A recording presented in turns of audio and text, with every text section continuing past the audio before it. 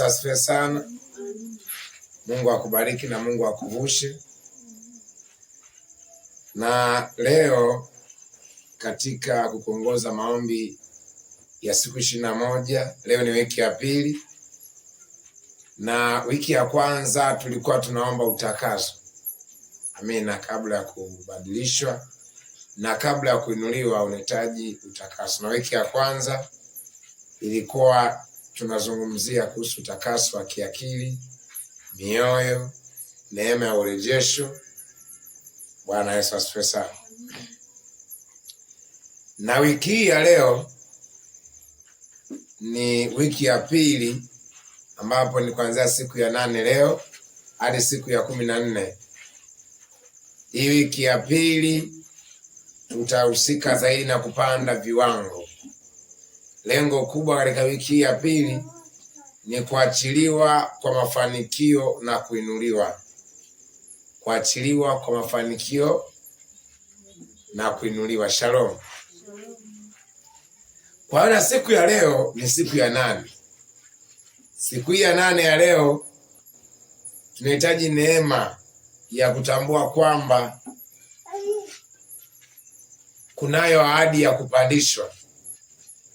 Unabidi utambue kwamba wewe, mimi, tuna ahadi ya kupandishwa. Kila mmoja ana ahadi ya kupandishwa. Kwa kabla jambo jingine, unabidi kwanza katika fahamu zako utambue kwamba wewe una ahadi ya kuinuliwa. Wewe una ahadi ya kupandishwa.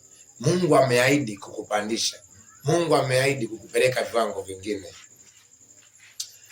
Na kila mwenye kuamini ana ahadi ya kupandishwa kwenda viwango vingine. Yeyote anayeamini lazima ana ahadi ya kupandishwa. Na wote ambao wameamini katika Kristo Yesu, wote ambao wamemkabidhi Yesu Kristo maisha yao kuwa Bwana Mwokozi wa maisha yao, wana ahadi ya kupandishwa kwenda viwango vingine. Kwa siku hii ya leo unahitaji kupokea neema ya ahadi ya kupandishwa.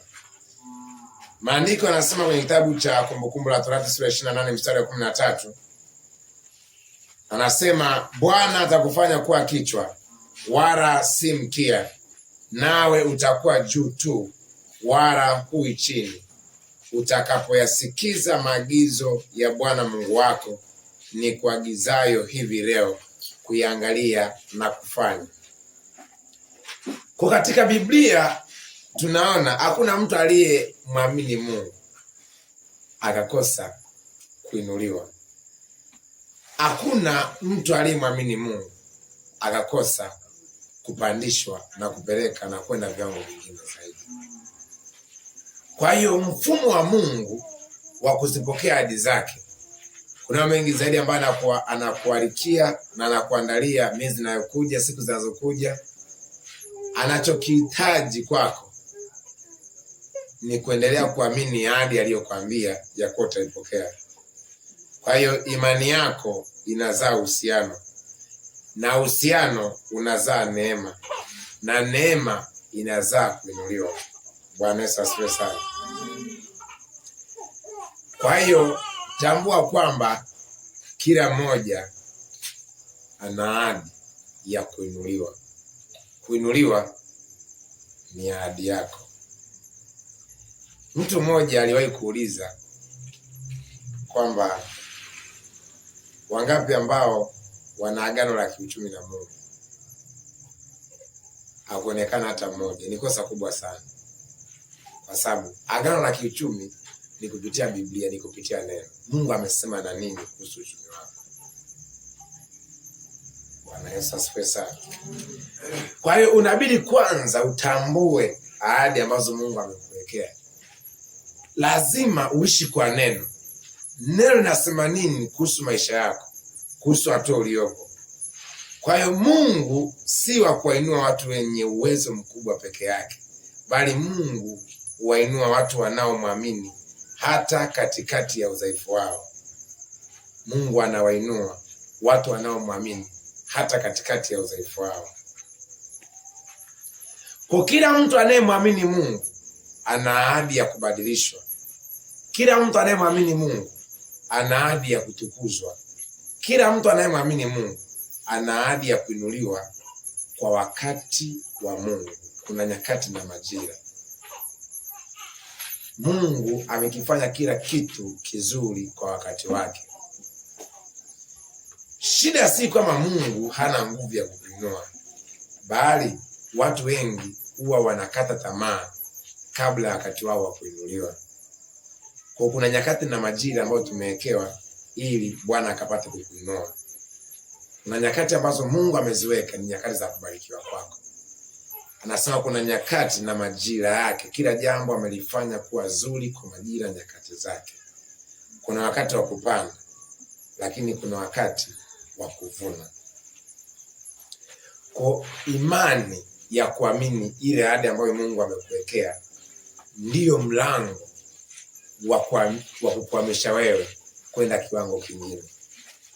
Kitabu cha Isaya 41:10 hadi 13, maandiko yanasema, usiogope kwa maana mimi ni pamoja nawe. Usifadhaike kwa maana mimi ni Mungu wako. Nitakutia nguvu, naam nitakusaidia, naam nitakushika kwa mkono wa kuume wa haki yangu.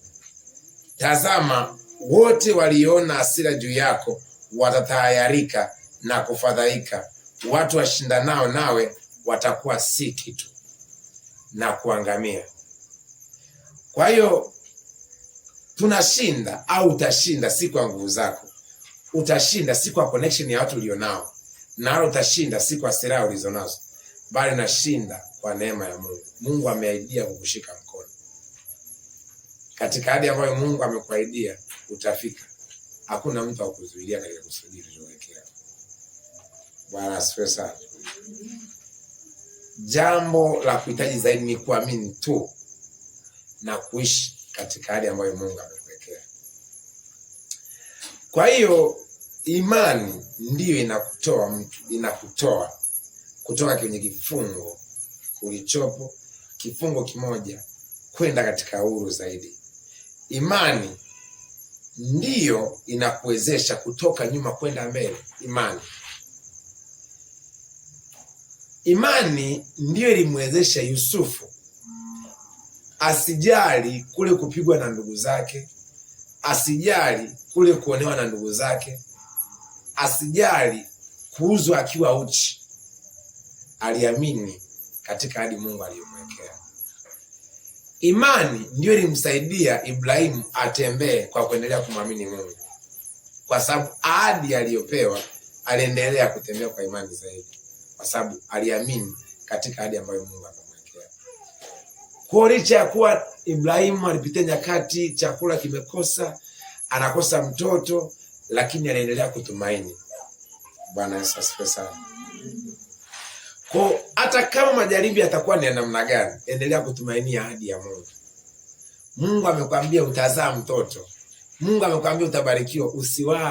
Usiwahi vitu vya Ishmaeli, usiharakie baraka za haraka, kwa sababu baraka za haraka waga ni baraka za Ishmaeli, na baraka zile waga zinakuja kuleta madhara zaidi. Bwana asifiwe sana. Kwa hiyo imani itakusaidia kutoka kiwango cha kawaida kwenda kiwango kikubwa zaidi chenye utukufu wa Mungu. Bwana asifiwe. Kwa hiyo ufunuo wa mwisho kujua ni kuwa una ahadi ya kupandishwa kwenda viwango vingine. Una ahadi ya kubarikiwa. Yamkini kuna watu wengi wanakusanyana, yamkini kuna wengi wanapambana kwa ajili ya kukuzuilia, lakini maandiko yanasema aliyebarikiwa hawezi kulaaniwa. Yeyote aliyebarikiwa hawezi kulaaniwa. Kwa hiyo imani si njia ya kukwepa vita, bali imani ni nguvu ya kubaki umesimama mpaka ahadi itimie. Shetani ana nguvu ya kukuzuilia. Waganga wana nguvu ya kukuzuilia, bali wanachokifanya ni wanakufanya wewe mwenyewe ujizuilie kuto kuziendea ahadi zako, au wanakufanya wewe upitie changamoto, na wakati wa ahadi yako kufika tayari kuwepo na vikwazo ambavyo vitasababisha ahadi ile uipate, lakini ahadi ile uishi na uwe nayo, lakini kwa njia tofauti zaidi, si kwa furaha. Kwa ukiona unapitia vita vikubwa, ukiona kuna kuchelewa katika maisha yako, ukiona kuna upinzani, ukiona kuna majaribu, usifikiri Mungu amekuacha. Inawezekana na ndiyo, na ni hakika uko karibu na kiwango kipya. Ukiona milango haionekani, njia zionekani, kuna vitu vingi vinainuka kwa ajili yako, Bwana anasema atakuwa pamoja na wewe. Anasema utawatafuta wala hutawaona wale waliopigana nawe. Watakuwa si kitu, watakuwa kama kitu kisichokuwa. Anasema wale waliofanya vita juu yako. Haleluya. Anasema kwa maana mimi Bwana Mungu wako nitakushika mkono wa kuume, nikikwambia usiogope, mimi nitakusaidia. Bwana ameahidi kukushika mkono katika kila ulichonacho. Bwana ameahidi kukushika mkono. Kwa hiyo anasema yamkini watakusanyana, watu wowote wanakusanyana kwa ajili yako. Usiogope, wewe angalia ahadi ambayo Mungu amekuwekea. Anasema watu wote watakakusanyana kwa ajili yako wataanguka kwa ajili yako. Mungu ameruhusu watu wakusanyane. Mungu ameruhusu watu waseme kwa ajili yako. Mungu ameruhusu watu wengi wainuke kwa ajili yako, ili mwenyewe atakapowatawanya kwa ajili yako wasema hakika mtu huyu alikuwa na Mungu. Kwa usiogope, bali endelea kuishi katika kusimama na kutumainia zaidi tumaini la Bwana, ya kuwa una ahadi ya kupandishwa. Na kwa sababu umemwamini Yesu Kristo, na kwa njia ya imani tunazilisi zile baraka za baba wa imani, baba yetu Ibrahim, kwa njia ya kumwamini Yesu Kristo.